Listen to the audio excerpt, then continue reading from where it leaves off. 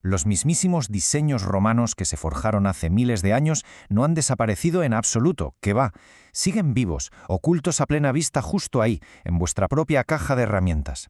Hoy en día, cuando pensamos en tecnología, nos vienen a la cabeza microchips, pantallas, inteligencia artificial, pero si lo pensáis bien, la verdadera base de nuestra civilización se forjó con hierro, madera y hueso, así que vamos a adentrarnos en un legado que es, literalmente, inquebrantable. Y es que, para entender de verdad el mundo que nos rodea, solo tenemos que mirarnos las manos, o mejor dicho, a esa extensión eterna de nuestras manos, porque a lo largo de toda la historia, nuestras necesidades más básicas se han reducido a tres cosas fundamentales: cortar, sujetar y unir. Esas formas tan primitivas que nacieron de la pura necesidad fueron las que dictaron unas reglas de ingeniería que increíblemente seguimos usando a rajatabla hoy en día. Imaginaos por un momento viajar atrás en el tiempo, a esa dura era de la madera y la piedra. En medio de un mundo totalmente implacable, apareció nuestra primera gran solución, el hacha. Estamos hablando del instrumento de trabajo más antiguo de toda nuestra historia. Fue el verdadero amanecer de la transformación, la primerísima vez que logramos imponer nuestra voluntad sobre la naturaleza salvaje. Deteneos a pensar en el principio de la cuña, porque es una auténtica genialidad de la física. Al reducir la zona de contacto, la presión se dispara de una forma brutal. Literalmente divide y desgarra la fibra de la madera. Es una transferencia de energía tan perfecta que exprime al máximo la fuerza bruta del brazo humano. Un diseño brillante, de verdad. Claro, con el tiempo el material fue evolucionando. Pasamos de ese cobre tan primitivo a dominar por completo el hierro. Y ahí es cuando los romanos dan un paso más y le añaden un martillo a la parte trasera del hacha. Una herramienta con doble propósito, ¿verdad? Servía tanto para levantar ciudades y construir una civilización como de arma letal e implacable para sus legiones. El combo definitivo. Pero ojo, porque la invención de la sierra lo cambió absolutamente todo. Y ese diseño dentado tan característico no fue ni mucho menos una casualidad. De hecho, se inspiró directamente en los animales. Imitaba a la perfección esas mandíbulas llenas de dientes afilados que usan los carnívoros para desgarrar. Básicamente cogimos la observación pura de la naturaleza y la convertimos en progreso tecnológico. Ahora, imaginad el trabajo a gran escala. Eso exigía una fuerza monumental. Si miramos los antiguos registros egipcios y medievales, vemos cómo lo solucionaron, con unas sierras de tronzar gigantescas. Hacían falta 2 personas tirando por turnos en un esfuerzo rítmico y agotador. Ese sudor, ese esfuerzo compartido, fue el verdadero motor de la industria maderera muchísimo antes de que existieran las máquinas. Bueno, y de esa fuerza descomunal pasamos al detalle más absoluto. Herramientas como los escoplos y los formones usan exactamente la misma mecánica de la cuña que vimos antes, pero a una escala casi microscópica. Gracias a esto, los carpinteros podían tallar uniones súper complejas, ensamblajes tan perfectos que eran capaces de sostener los enormes tejados de la antigüedad sin usar ni un solo clavo de metal. Alucinante. Y aquí es donde la cosa da un giro súper interesante. Dejamos a un lado eso de cortar y separar materiales y entramos en una tarea bastante más peliaguda: controlar el metal al rojo vivo. Bienvenidos al fascinante mundo de las palancas de presión. Fijaos que aquí tenemos a 2 familias de herramientas con propósitos totalmente opuestos. Por un lado, las tenazas, que están hechas para la fuerza bruta y para sacar clavos o manejar piezas pesadas. Y por otro, los alicates. Estos nacieron para la precisión más absoluta, perfectos para doblar cables finitos y hacer torsiones súper delicadas sin romper nada.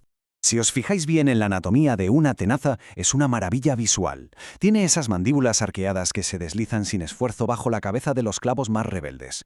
Es un diseño de palanca pero tan antiguo, que si miráis ilustraciones remotas, a menudo veréis esta herramienta en las manos de Hefesto, el dios griego de la fragua. Aunque bueno, hay que decirlo, estas herramientas también tienen su lado oscuro. Un lado bastante sombrío. Pensadas originalmente para la madera y el metal, a veces cruzaban la línea hacia el horror. En la época del Imperio Romano, estas pesadas tenazas, calentadas al rojo vivo, se usaron como instrumentos de tortura, dejando una huella terrorífica en la historia de figuras como Santa Apolonia. Pero paradójicamente, ese mismo agarre mecánico que causaba dolor también ha salvado incontables vidas. Fijaos cómo el concepto del alicate pivotante dejó atrás el yunque del herrero y se coló directamente en los quirófanos. Evolucionó hasta convertirse en el hemóstato, que es esa pinza quirúrgica absolutamente vital que usan los médicos para detener las hemorragias. Un cambio de juego total. Volviendo al mundo de la madera, la búsqueda de la perfección no se detuvo. El cepillo romano apareció como una innovación sencillamente brillante. Consistía en una cuchilla muy fina montada sobre una base plana, perfecta para alisar esos troncos rugosos y convertirlos en espacios habitables. Esa artesanía, ese afán por el buen acabado, se convirtió en una señal indiscutible de que la civilización avanzaba. Vale, vamos a dejar atrás por un momento la gran arquitectura y los enormes imperios. Acerquémonos a algo mucho más íntimo, a esos instrumentos diminutos casi invisibles a simple vista, que os lo aseguro, marcaban la diferencia entre vivir o morir congelado durante un duro invierno medieval. 41.000 años. Se dice pronto, ¿eh? Pues ese es el tiempo que hace que existe la aguja de hueso. Sus orígenes nos llevan a las profundidades de una cueva en la actual Eslovenia. Y pensadlo bien, no es solo un trozo de hueso antiguo, es la representación más pura de la resiliencia humana, forjada en pleno corazón de la Edad de Hielo. Y ojo, porque estas pequeñas piezas talladas a mano no servían solo para coser pieles y abrigarse. ¿Qué va? Eran herramientas médicas de emergencia para suturar heridas e incluso se usaban como anzuelos improvisados cuando el hambre apretaba de verdad. Eran literalmente el hilo del que pendía la supervivencia humana. Además, la historia de cómo viajaban estas agujas es súper conmovedora. Estos objetos tan esenciales, que solían llevar enhebrados tendones secos, eran auténticos tesoros. Se pasaban de madres a hijas, escondidos con mucho cuidado en los pliegues de las capas de invierno. Una herencia silenciosa pero de valor incalculable. Y siguiendo con las innovaciones, el concepto de cortar tela también sufrió una metamorfosis increíble.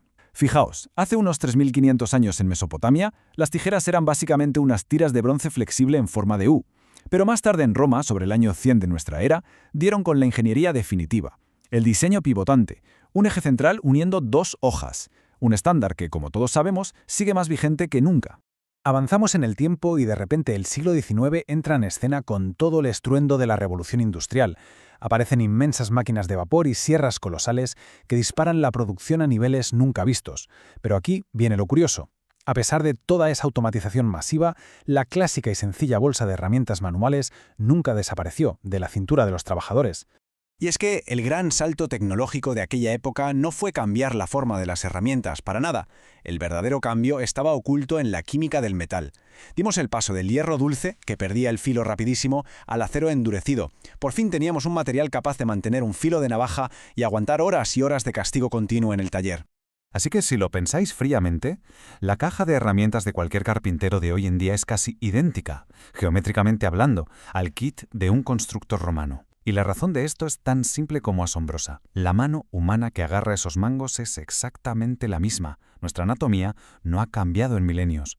Desde ese golpe seco y pesado de un hacha contra el tronco de un árbol, hasta la sujeción milimétrica, casi silenciosa, de un hemostato en medio de una operación, cada uno de estos instrumentos es parte de una línea continua. Conforman un linaje ininterrumpido de pura resolución de problemas que nos acompaña desde siempre. A mí me parece alucinante. Hablamos de decenas de miles de años de supervivencia extrema, de búsqueda artística incansable y de una ingeniería mecánica súper sofisticada. Y todo ese ingenio está canalizado ahí, a través de unas simples y humildes palancas de metal. Es literalmente la fuerza de voluntad humana materializada en nuestras manos. En fin, nuestra propia biología dictó qué formas debían tener las herramientas del pasado y sigue dictando las del presente. Pero cuando miramos hacia ese inmenso horizonte del mañana, la verdadera pregunta que nos queda resonando en la cabeza es esta. De todas las innovaciones que están por venir, ¿cuál seguirá llevando la forma exacta de nuestras manos dentro de miles de años?